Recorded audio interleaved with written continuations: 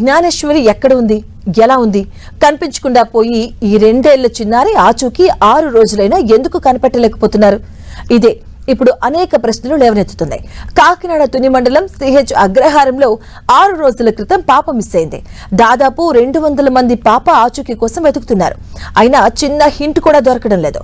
అసలు ఇంటి దగ్గర ఆరుకుంటూ ఉండాల్సిన చిన్నారి ఎక్కడ ఎలా దారి తప్పింది? 2.5 ఏళ్ల పాప ఎంత దూరం సొంతంగా వెళ్ళగలదు? ఈ ప్రశ్నలే ఇప్పుడు తీవ్ర ఉత్కంఠ రేపుతున్నాయి.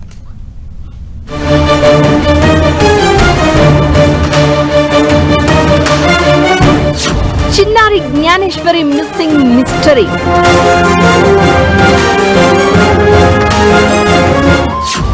రోజులు గడిచిపోతున్నాయి. తల్లిదండ్రుల్లో కన్నీరు ఇంకిపోతోంది.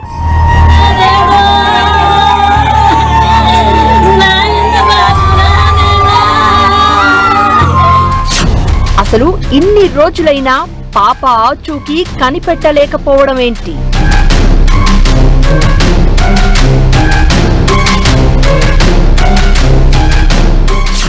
ఆధునిక సాంకేతికత ఇక్కడెందుకు ఉపయోగపడడం లేదు?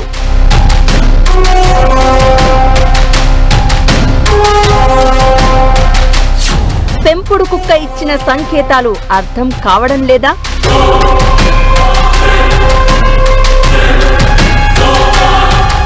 స్లీపర్ డాగ్స్ కూడా పాప ఆచూకీ ఎందుకు కనిపెట్టలేకపోతున్నాయి?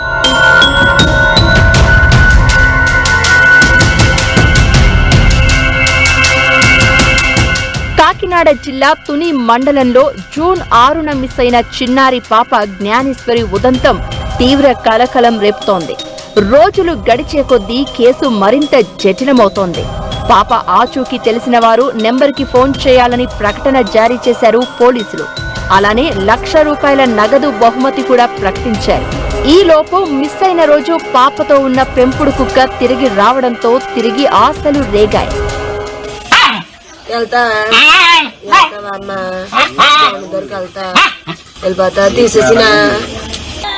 దొండవాక పంచాయతీ పరిధిలోని సిహెచ్ అగ్రహారంలో చోటు చేసుకున్న ఈ ఘటన ఏపీ వ్యాప్తంగా కలకలం రేపుతోంది.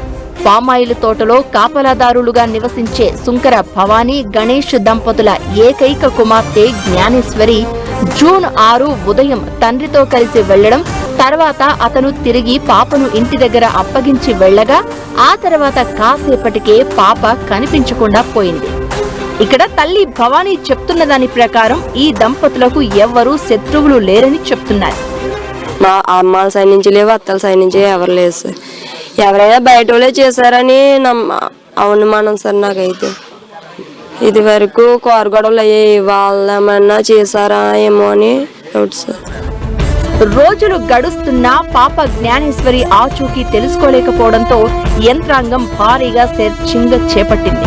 ఏకంగా 200 మంది సిబ్బందిని ఇదే ఆపరేషన్ పై పెట్టారు. అయితే ఇక్కడే ఓ ట్విస్ట్ చోటు చేసుకుంది. కొండ ప్రాంతం దగ్గర పాప ఏడుపు వినిపించిందని ఓ వ్యక్తి చెప్పడం, అక్కడికి వెళ్లేందుకు ప్రయత్నించగా పక్కనే కుక్కకి భయపడి వెనక్కి వచ్చి గ్రామస్తులకు చెప్పాడు. ఫెన్సింగ్ దగ్గర పాప ఉంటే ఏడుస్తూ ఉంటే వేరే తాతబాబు చూశాడు. ఆ గ్రామస్తుడు అతను కొద్దిగా మెంటల్ అన్సౌండ్. ఆ పాపను రమ్మని పిలిస్తే ఈ పాప ఇలా చేతులు చెప్పేటప్పటికి ఆ కుక్క కూడా ఉన్న కుక్క అతని మీద పడే ప్రయత్నం చేసేటప్పటికి అతను భయపడి ఆ రాయితో కుక్కను కొట్టి అది ఇంకా ఎక్కువగా అరుస్తూ ఉండడం వల్ల అతను భయపడి ఇంకా మీద పడద్దామన్న ఉద్దేశంతో అతను వదిలేసి వెళ్ళిపోయి ఊర్లోకి వెళ్ళి చెప్పాడు. కాబట్టి అక్కడికి పిల్ల వస్తుందని, అక్కడి నుంచి పిల్లలను పట్టుకుపోవచ్చు అని కిడ్నాప్ ప్లానింగ్ అయితే అది విత్ ఇన్ 10 minutes అతను చూసినప్పుడు పాప ఉంది. అతను 5 నిమిషాలు పక్కనే ఉన్న 500 మీటర్ల ఊర్లో ఉన్న జనాలకు చెప్పాడు. వాళ్ళు పరిగెత్తుకుంటూ వచ్చారు. Just 10 minutes. మరి ఆ 10 నిమిషాల్లో ఏం జరిగింది? ఇప్పుడు అదే కుక్క ఇంటి దగ్గరకు రావడంతో దాని కదలికల ఆధారంగా సెర్చ్ ఆపరేషన్ సాగిస్తున్నారు.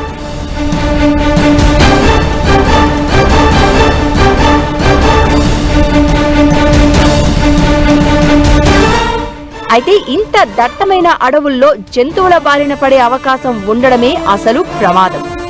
బట్ ఇక్కడ కొన్ని జంతువులు కూడా సంచారం ఉంది.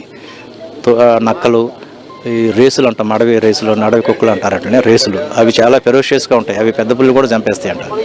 హార్ట్ మూవ్మెంట్ కూడా గతంలో ఉండేది, ఈ మధ్యన అయితే ఎక్కడ కనిపించలేదు అంటున్నారు. అడవి జంతువులు ఏమైనా క్యాచ్ చేస్తే ఈవెన్ డాగ్ను కూడా క్యాచ్ చేస్తాయి. మొత్తం ఈ మిస్సింగ్ మిస్టరీలో కాస్తో కూస్తో తల్లిదండ్రుల నిర్లక్ష్యం కూడా కనిపిస్తోంది. పాప తల్లికి ఊళ్ళో ఎవరో వచ్చి మిస్ అయిన సంగతి చెప్తే గానీ తెలుసుకోలేకపోవడం ఇందుకు నిదర్శనం. అయితే ఇంతకీ పాప ఎక్కడ ఉంది, ఎలా ఉంది? ఇదే ఇప్పుడు తల్లిదండ్రులు సహా అందరినీ వేధిస్తున్న ప్రశ్న.